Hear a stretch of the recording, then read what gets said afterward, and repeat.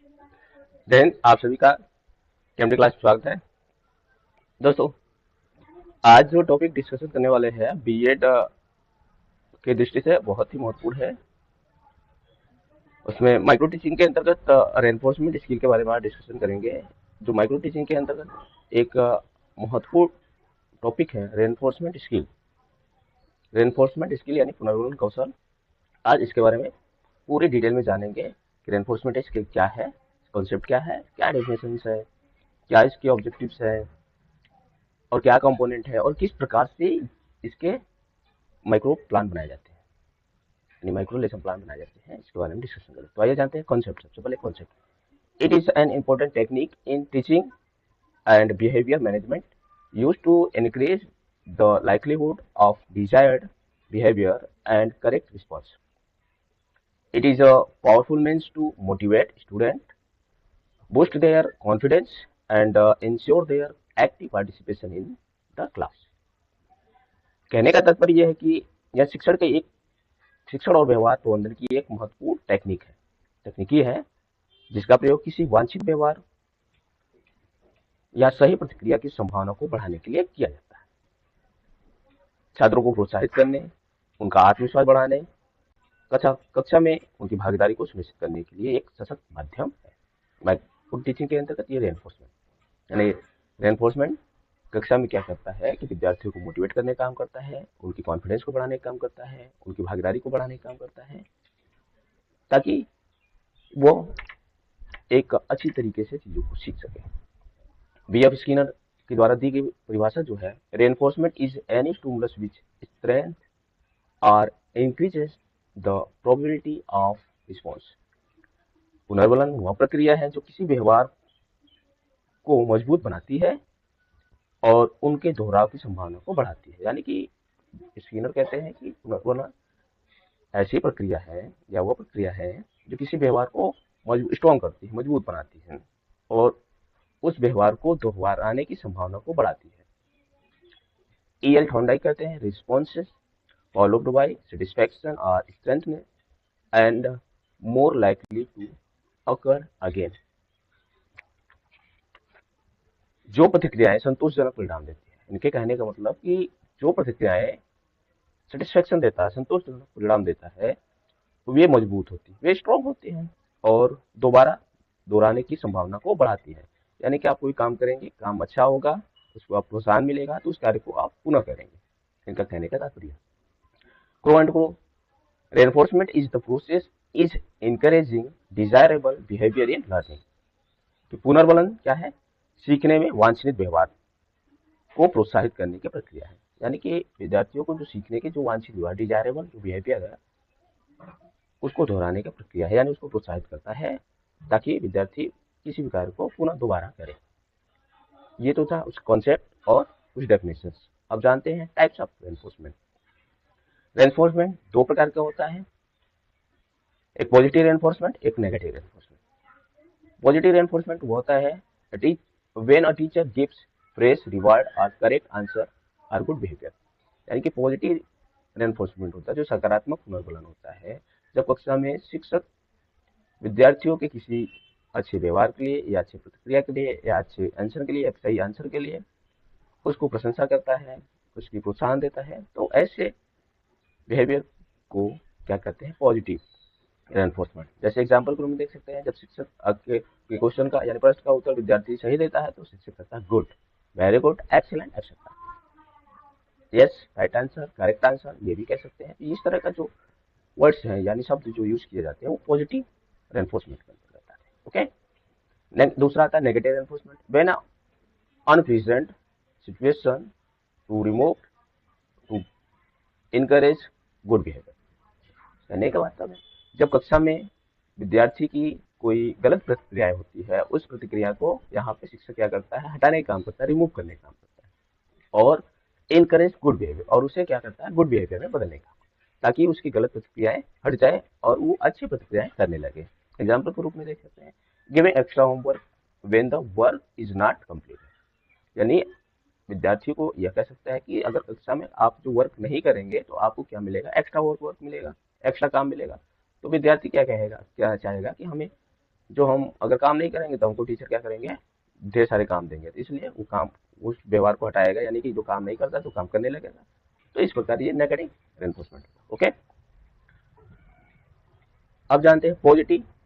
Positive के अंतर्गत यानी पॉजिटिव वर्बल रेनफोर्समेंट, यानी जो पॉजिटिव वर्बल का मतलब होता है जो शिक्षक बोलकर रेनफोर्समेंट देता है, जैसे saying good, very good, excellent, correct, fine, well done या गो अहेड एक्सेट्रा। इस तरह का जो शिक्षक विद्यार्थियों को बोलकर रेनफोर्समेंट देता है उसे कहते हैं positive verbal reinforcement. Positive non verbal reinforcement, teacher use to gesture and performative behavior to reinforcement the student responses, यानी कि विद्यार्थी के जो बिहेवियर होता है, परफॉर्मेंस बिहेवियर होता है, उसके लिए विद्यार्थी शिक्षक क्या करता है, बिना बोले अपने गेस्टर से, अपने हाव भाव के माध्यम से जब रेनफोर्समेंट देता है तो वो कहलाता है positive non verbal reinforcement. For example, nod and smile, moving towards the responding people, giving a friendly look, writing people's responses on the blackboard etcetera. तो इस तरह का जो शब्दों का चयन करता है तो ये कहलाता है जो विदाउट बोले, यानी शिक्षक बोलता नहीं है फिर भी उसको इस तरीके से इन सब हाव भाव के माध्यम से क्या करता है, रेनफोर्समेंट देता है। ओके, अब जानते हैं नेगेटिव वर्बल, यानी पॉजिटिव रेनफोर्समेंट और नेगेटिव रेनफोर्समेंट। और पॉजिटिव में पॉजिटिव वर्बल, नॉन वर्बल, अब आता है नेगेटिव वर्बल रेनफोर्समेंट। तो नेगेटिव वर्बल रेनफोर्समेंट जब शिक्षक बोलकर रेनफोर्समेंट देता है नेगेटिव चीजों को हटाने के लिए, जैसे विद्यार्थी गलत आंसर दिया, रॉन्ग आंसर दिया, जब रॉन्ग आंसर देता है तो यानी नो, इनकरेक्ट या wrong, stop it, not true, I did not like what are you doing, what is not good, I don't expect this from you, try again, think again etcetera. ये सारी चीजें क्या है, नेगेटिव वर्बल रेनफोर्समेंट, यानी negative रूप से शिक्षक बोलकर रेनफोर्समेंट देता है ताकि विद्यार्थी जो है अपनी गलत प्रतिक्रियाओं को हटा सके। और यहाँ पे नोट देख लीजिए, negative verbal reinforcement should be not used,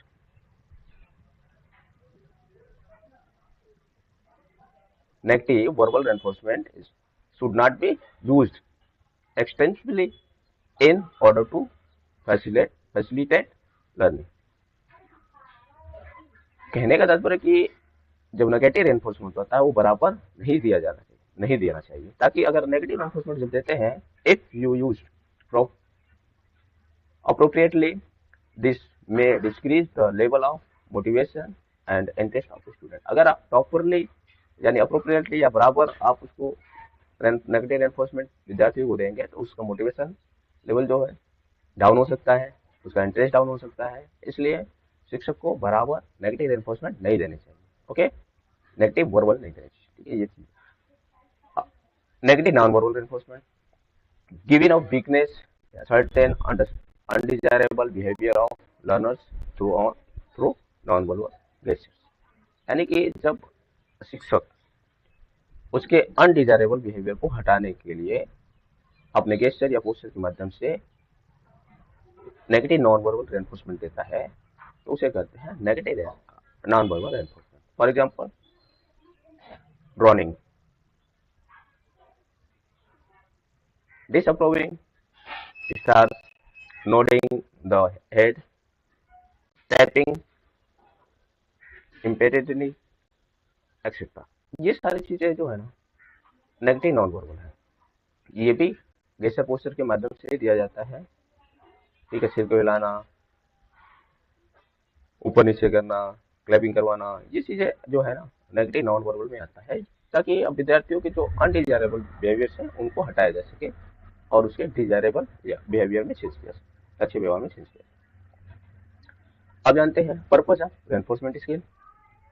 reinforcement skill की क्या पर्पज है, क्या ऑब्जेक्टिव्स है, टू इंक्रीज पीपल पार्टिसिपेशन, यानी पीपल शिक्षक विद्यार्थियों की पार्टिसिपेशन को बढ़ाने के लिए, टू फैसिलिटेट लर्निंग, सुविधाएं उपलब्ध कराने के लिए, टू मोटिवेट द स्टूडेंट, यानी विद्यार्थियों को मोटिवेट करने के लिए, डेवलप द डिजायरेबल बिहेवियर, उनके अंदर वांछित व्यवहार विकसित करने के, टू मॉडिफाई अनडिजायरेबल बिहेवियर्स, यानी कि जो अनडिजायरेबल बिहेवियर्स है उसको मॉडिफाई करना, उसको रिमूव करने का, to develop self management of learning experience through the self reinforcement, विद्यार्थियों के अंदर self management of learning experience and through the self reinforcement, यानी खुद के रेनफोर्समेंट के माध्यम से उसके अंदर सेल्फ डेवलपमेंट विकसित करना लर्निंग के एक्सपीरियंस के, टू इंक्रीज कॉन्फिडेंस, उस कॉन्फिडेंस को इंक्रीज करने के लिए, टू प्रोवाइड इमीडिएट फीडबैक, इसमें इमीडिएट फीडबैक प्रोवाइड की जाती है।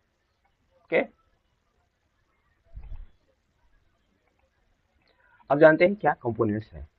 Components of reinforcement skill: use of positive reinforcement, positive reinforcement का यूज करना, use of positive verbal and non-verbal reinforcement, avoiding negative reinforcement, use of accepting, approving statement, use of supporting the suggestion of the student, use of encouraging the students, use of gesture and non-verbal cues, writing all students' responses on the blackboard, use of negative verbal non-verbal reinforcement, proper use of reinforcement, and last use of reinforcement for all, यानी सभी के लिए reinforcement।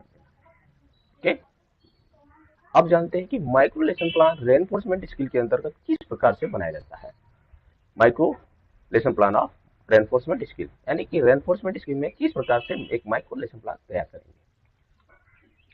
सबसे पहले लिखेंगे name of skills यानी reinforcement skill, college का नाम, जो भी आपका कॉलेज होगा, एसएमसी, जो भी आपका कॉलेज, टीचर नेम आप यहाँ पे लिख देंगे, डेट कौन सा है आप यहाँ पे डेट डाल देंगे, कितने मिनट के लिए, 6 मिनट, कौन सा पीरियड या 5 सेकंड, जो आपका होगा पीरियड वो सब डाल देंगे। सब्जेक्ट क्या है, सोशल साइंस, आप यहाँ पे अपनी सब्जेक्ट डाल सकते हैं, सब सब्जेक्ट यानी सोशल साइंस के अंदर जियोग्राफी, टॉपिक क्या है, सोलर सिस्टम। आप objective to increase people participation, to facilitate learning, to motivate students, to develop desirable behaviour, to modify undesirable behaviour, to develop self management of learning, to increase confidence, to provide immediate feedback.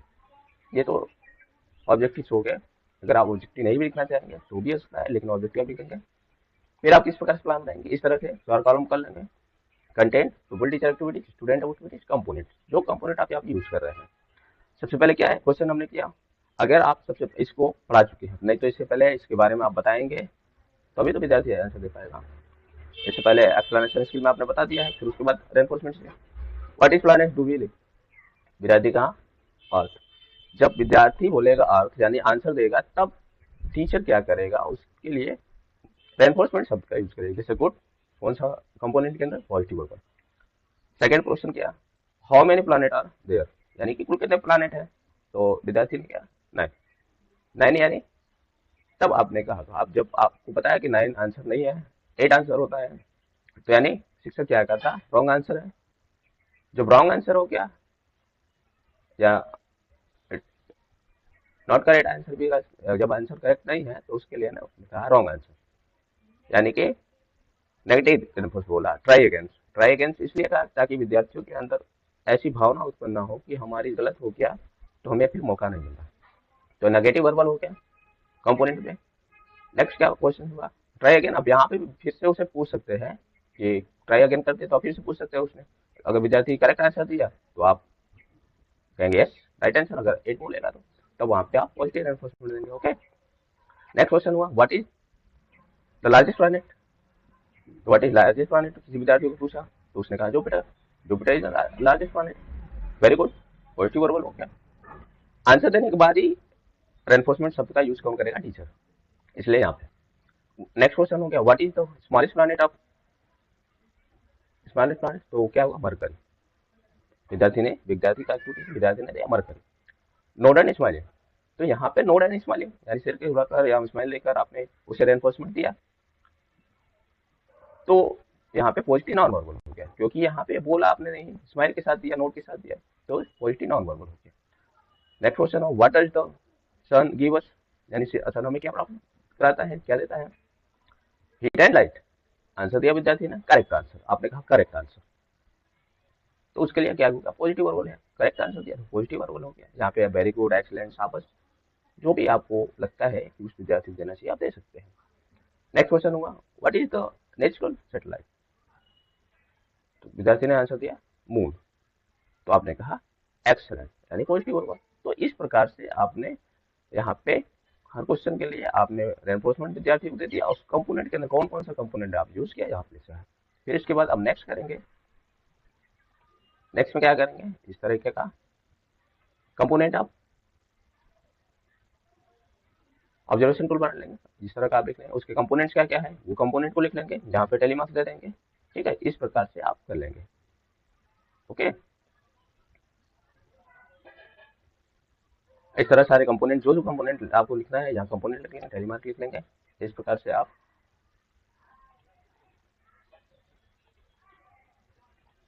ठीक है। यहाँ पे आप लिख लेंगे components use of positive reinforcement. जब observer जो होता है वो ऑब्जर्व करेगा आपने पॉजिटिव रेनफोर्समेंट कितने बार दिया, वर्बल नॉन वर्बल कितना दिया, अवॉइडिंग नेगेटिव रेनफोर्समेंट अवॉइड किया या नहीं किया, use of accepting approving statement, encouraging student, ठीक है, gesture and non verbal use अगर आपने यूज किया तो, writing all student responses on the black board आपने किया कितनी बार किया, ये सारी चीजें। Use of negative verbal and non verbal reinforcement अगर यूज किया है तो कितनी बार किया है, प्रॉपर यूज ऑफ रेनफोर्समेंट कितनी बार किया है, ठीक है, use of reinforcement of all. ये सारे करने के बाद फिर आप क्या करेंगे, एक तो इवैल्यूएशन चार्ट बना लेंगे। यहाँ पे एक इवैल्यूएशन चार्ट,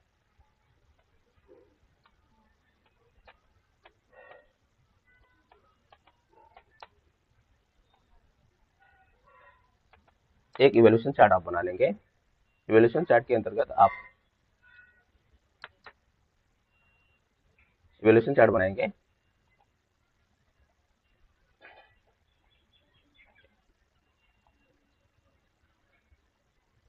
इवैल्यूएशन चार्ट में आप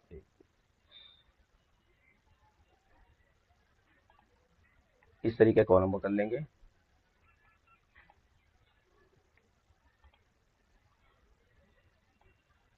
ताकि टीचर आपका इवैल्यूएशन कर सके। इसमें आप लिखिएगा पुअर, इसमें आप लिख दीजिए एवरेज, एवरेज लिख दीजिएगा। इसमें आप लिख दीजिए गुड, इसमें आप लिखिएगा वेरी गुड, और इसमें आप लिखिएगा good, very good, excellent, excellent, और इसमें लिख दीजिए आउटस्टैंडिंग।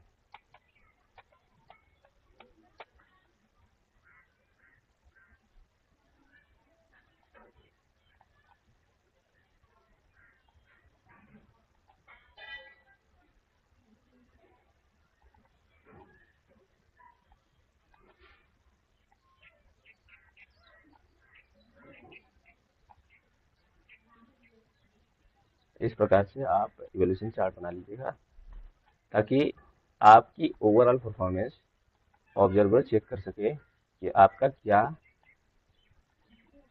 परफॉर्मेंस रहा। ओके,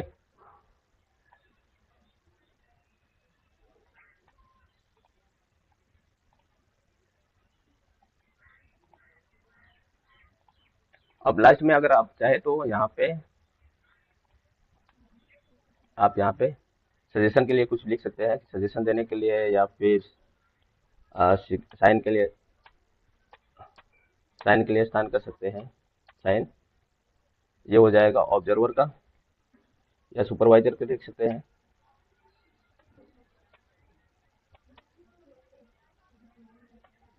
चलिए सुपरवाइजर साइन हो गया।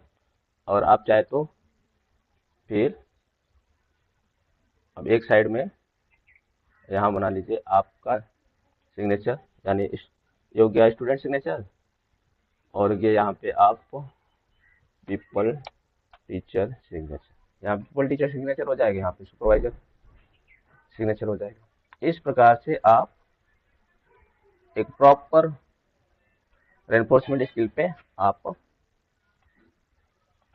प्लान बना सकते हैं। हमने बताया कि एक रेनफोर्समेंट स्किल में प्लान किस तरीके से बनेगा। ये सारी चीज़ों को आपको ध्यान में रखते हुए आप एक प्रॉपर पाठ योजना तैयार कर सकते हैं। ठीक है, आज के लिए इतना ही। अब नेक्स्ट वीडियो के माध्यम से जानेंगे एक नए स्किल के ऊपर। फिर मिलते हैं, तब तक के लिए धन्यवाद।